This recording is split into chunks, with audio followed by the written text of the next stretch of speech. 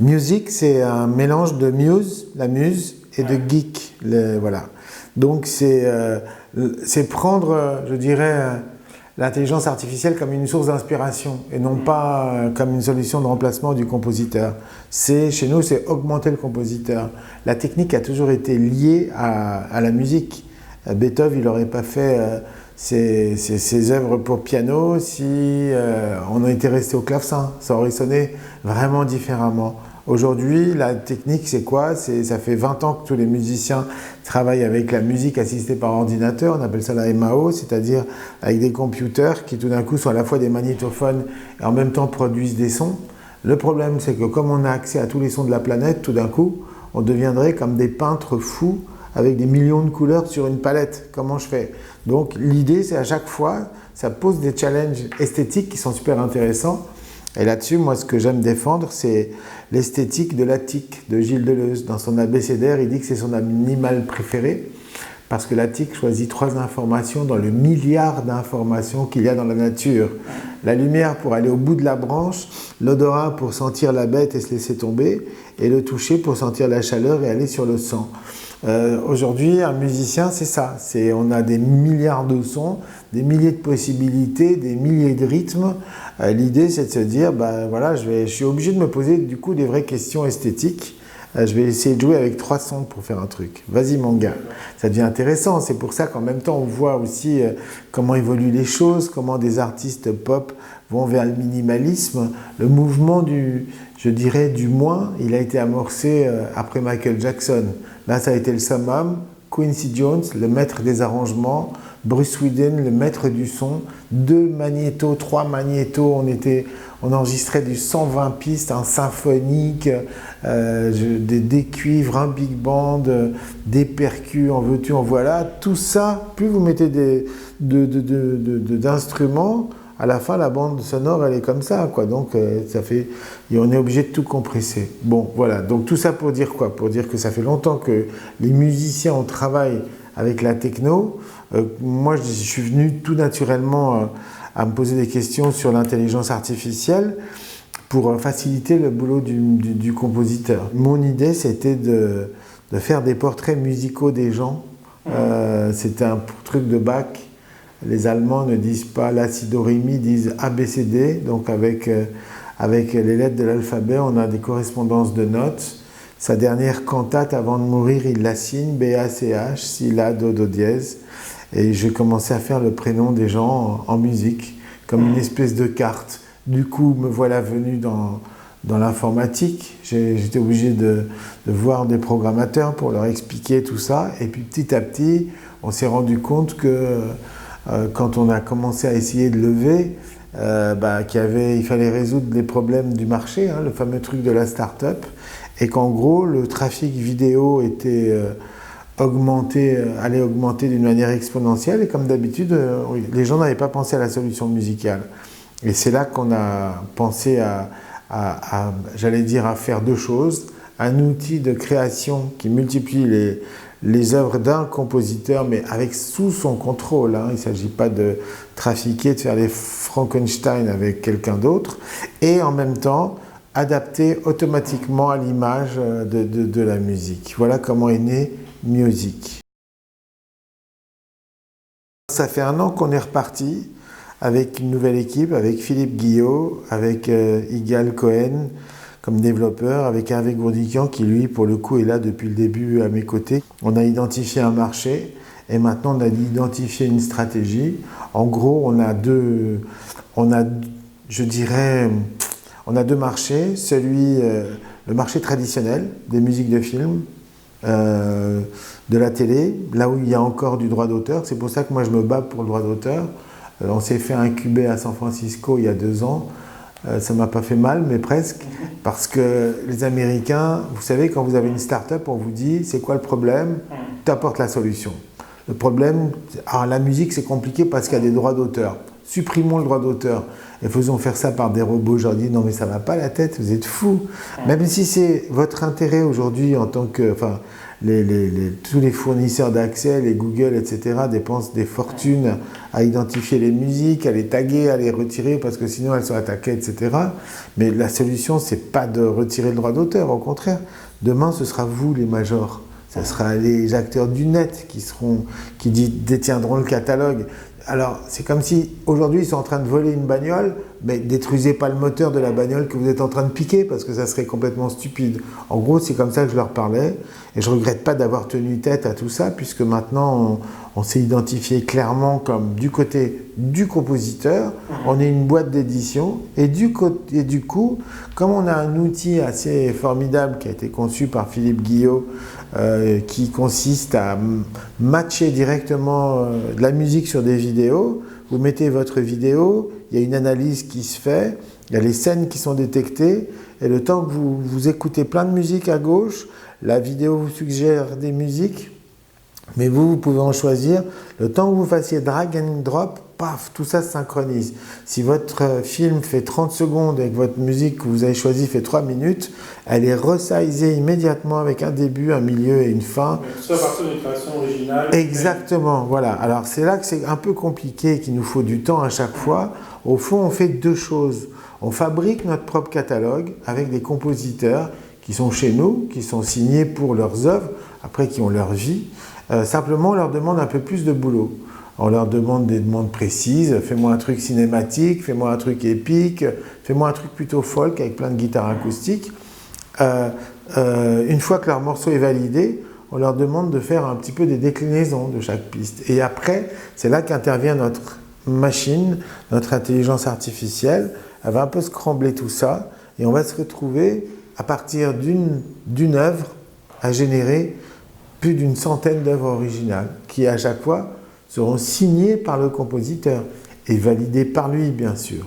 On ne fait pas ça contre le gré d'autres compositeurs, on ne prend pas des œuvres pour les détourner et puis enfin voilà, on est vraiment dans ce travail-là, dans le respect total du compositeur et des droits, ce qui fait qu'un compositeur chez nous, il a un potentiel multiplié par 100 de toucher des droits.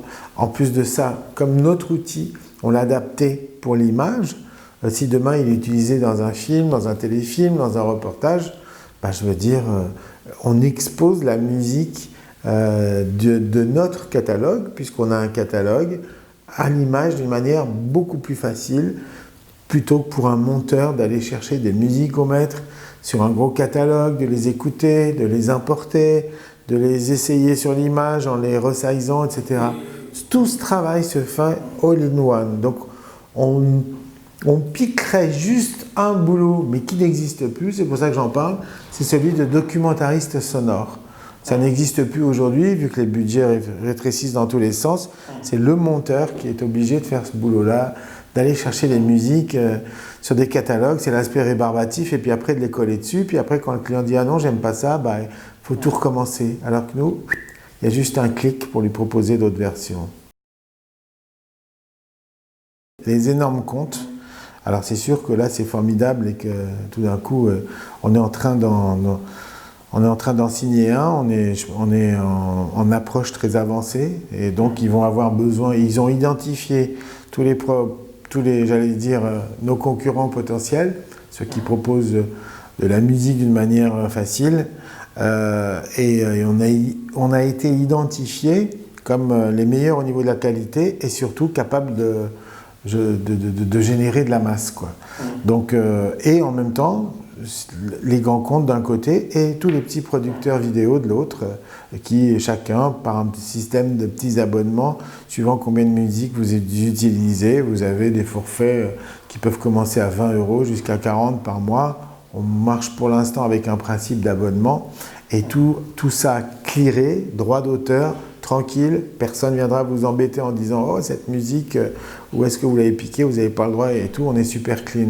Aujourd'hui, c'est sûr que nos concurrents qui proposent des musiques libres de droit parce que personne n'a signé, vous êtes à la merci que n'importe qui signe cette musique et la dépose, et dans ce cas-là, qu'est-ce qui se passe, quoi. Donc on est vraiment, je dirais, dans le meilleur de l'ancien monde, le droit d'auteur, le clean, et dans le meilleur du nouveau, on est capable de produire en masse adaptables automatiquement. On les a affinés avec les retours qu'on avait de nos clients. Par exemple, on propose aussi la fonctionnalité de sous-titrage automatique. On détecte la voix quand il y a du speech dans n'importe quelle langue. Et puis on a le sous-titrage qui se fait instantanément dans n'importe quelle langue aussi. Enfin instantanément. Il faut faire, on ne pourrait pas faire ça en direct, mais il faut faire une petite manip.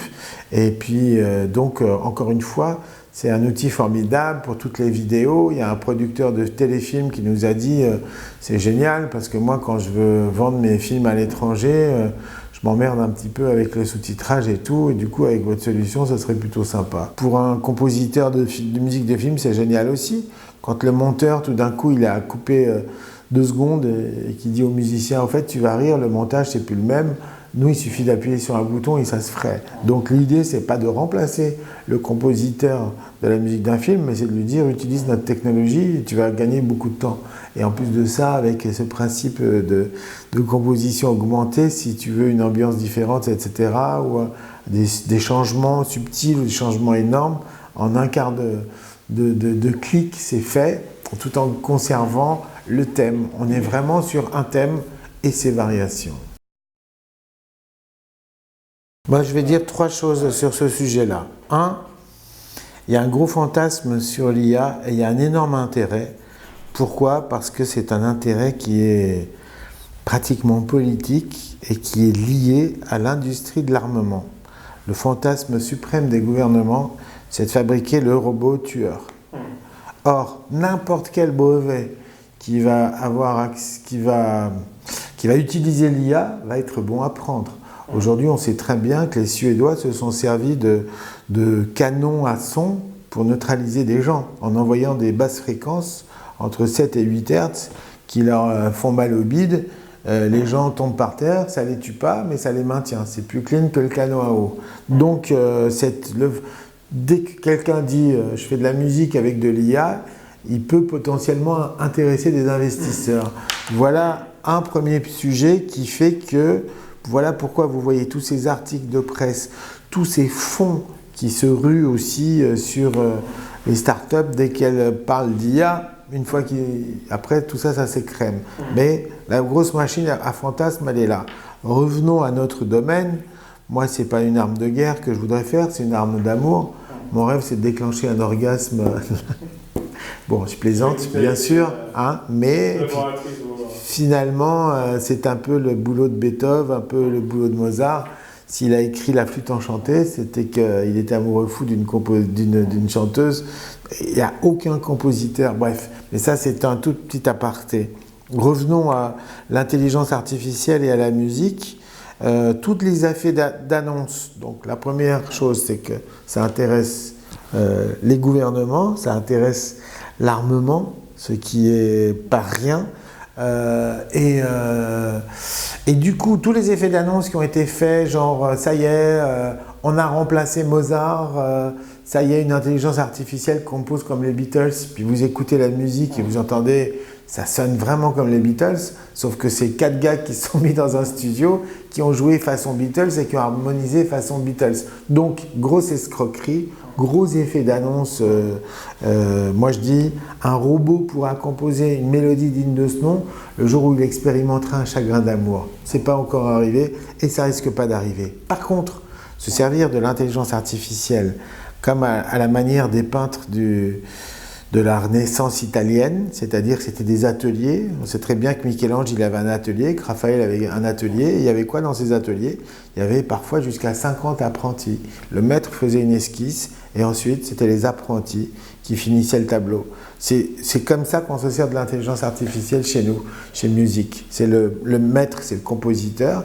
Il crée son œuvre et au lieu d'avoir 50 apprentis derrière qui vont lui décliner, eh ben c'est l'intelligence artificielle qui lui décline et qui lui permet d'être un petit peu sur tous les fronts.